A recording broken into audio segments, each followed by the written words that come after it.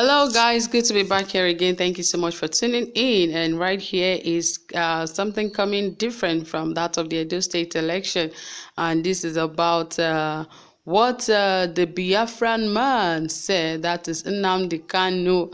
He has come out again to blast the Ohanese of Indigbo, and it is a serious thing because of course the Ohanese Indigbo also said yes, and there was a serious exchange of words. But what Nnamdi Kanu said will shock you to the bone.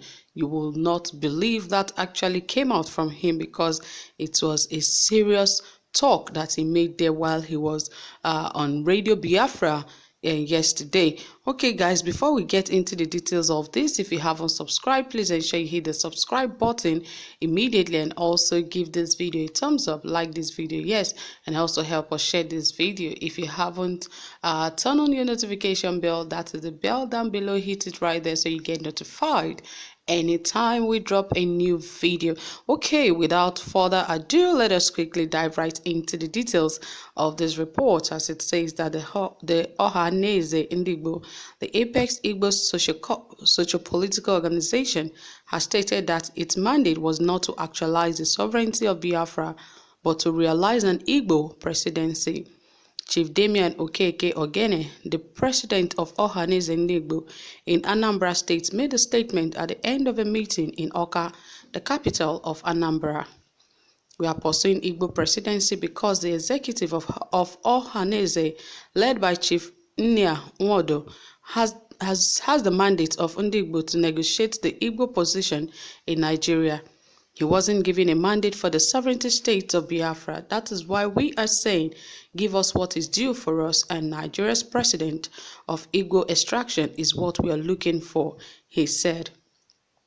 Okeke Ogene further commended the Corporate Affairs Commission, CAC, for the deregistration of a factional Ohanese Ndigbo group. And yes, Nnamdi Kanu gave them a serious reply that would shock you to the bone if you hear this. And he said, yes, extract from Mazi Nnamdi Kanu's live broadcast on Radio Biafra. There was an opening prayer by Mazi Nnamdi Kanu. When Aisha was telling you about her husband, none of you listened. That was the beginning of what he said. Then she decided to start eating her own money. You are not ashamed. Her own son Yusuf, is the fourth richest man in Africa. You are here talking about one Nigeria and Igbo presidency. Let me tell you the problem with an Igbo man: ignorance, stupidity, jealousy, envy, and greed. It is only in Africa that someone will come up and say that he hates Messi or Ronaldo for no just cause. Why did they not allow us to have Biafra? Because of jealousy. Because they have oil and gas, and they can go on being rich. I never wanted to preach this tonight, but I sat here behind the microphone tonight. Eluigwe. They are in police, they are in the army, they are in the civil defense. It's common sense.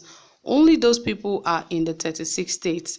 What Miyetti Allah is telling you is that they are everywhere. It's common sense. You see the army, they are working for Miyetti Allah. Sometimes they have no idea. It's like Is saying that they are forming vigilantes. The Fulanis understand the stupidity of a zoo man. Had Buhari remained alive, all they would have done is to hand over to another Muslim like Tinubu. Do you see how they roll? Because they know that you are stupid. The British told them, tag IPOB, a terrorist group.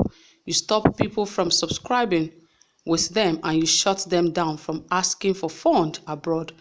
Now, do you understand? Envy and jealousy is the reason those that wants to see IPOB banned were celebrating when IPOB was proscribed.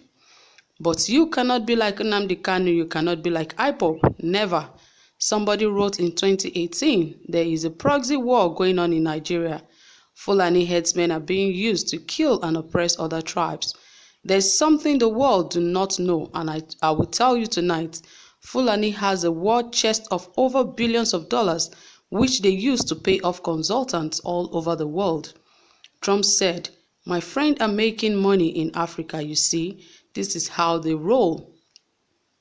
That is why when you go anywhere in the world, they will tell you to go away. that they want the zoo to remain one because they don't want to lose their billion-dollar contract. Kalamad was the only woman the zoo couldn't buy off, and this is why her report that IPOB are being killed by Nigerian has not been released. Have you ever wondered your stupidity overrides your common sense? Something you're supposed to see, you cannot. Thanks to Radio Biafra, people are now listening and have started to reason. Every position is Fulani. Does it mean that 200 million people cannot reason to understand that they have an agenda? As soon as Biafra comes, you see these universities, you will see we will turn it into secondary schools because they are not useful. When Fulanis are killing IPOB, you don't see the police, but when IPOB is having their meeting, then you see the police. The zoo is gone. They are messing with all of you unless we rise up as one people, otherwise they will keep on messing with all of you. We have come to the end of this broadcast and we shall continue on Wednesday. And as I said before, Biafra will come, and this year, of course. As we always, the Biafra is our religion. And here on Radio Biafra, where we worship Elohim Chukwu Okike, Burime Hienele is our God. I thank you all for listening. From me, here is good evening. Yes, those are the words from Nnamdi Kanu. He said a lot, and if you listen very well, you will know that he made some shocking revelations while he spoke about the Ohanese Ndigbo and even Nigeria in general, that if Nigerians do not get wise early, they will continue to suffer the consequences of what some set or some group of people have done to the country, especially the Fulanis, because he said that is why Miyetti Allah could come out to tell the whole Nigeria that Nigeria belongs to the Fulanis, that everywhere in Nigeria belongs to the Fulanis, that there's nothing anybody or anyone can do about it. And really, nothing anyone can do about it, because these days you see cows and animals eating the farmland of people, and no one can actually speak up because everyone is scared that a Fulani man could just attack them and kill them. So no one is able to talk because, of course, you cannot even call the police to come and intervene in such situation. So he was just talking to the Igbo people and, about the governance and the presidency of 2023, that they should stop dreaming, that it might never come to pass because the Fulani man will, however, hand over to a Muslim, that is a Tinubu or even a Fulani, that they shouldn't expect anything like presidency come 2023. But he believes that Biafra would come to pass really soon. So that is it, guys. Thank you so much for staying tuned. If you have comment, please drop it, and also like this video. Do have a pleasant time.